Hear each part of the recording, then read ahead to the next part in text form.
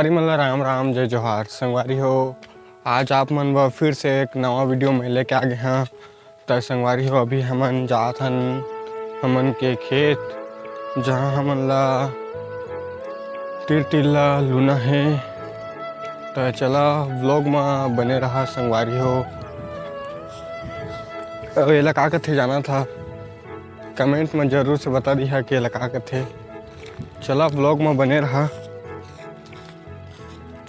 संगवारी हो। ऐसे तो मैं रोज व्लॉग नहीं दे पाता था आप मन ला, और कोशिश करा था कि डेली व्लॉग बनाए सका। तो चला संगवारी हो, बिना किसी देरी के हमन अभी जात हन अपन के खेत। ब्लॉग में बने रहा, ब्लॉग मजा ही ना। तो चैनल ला सब्सक्राइब जरूर कर लिया संगवारी हो, और वीडियो ला लाइक भी कर दिया। चला तो संगवारी हो, फाइनली हम अभी अपन के खेत पहुंच गए हन।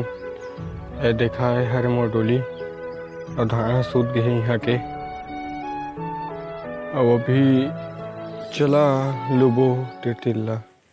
ये भुइया के लालन बेटा तै तो सिद्धवा लाल रे। इहे करम है इहे धर्म है इहे गंगा राम रे।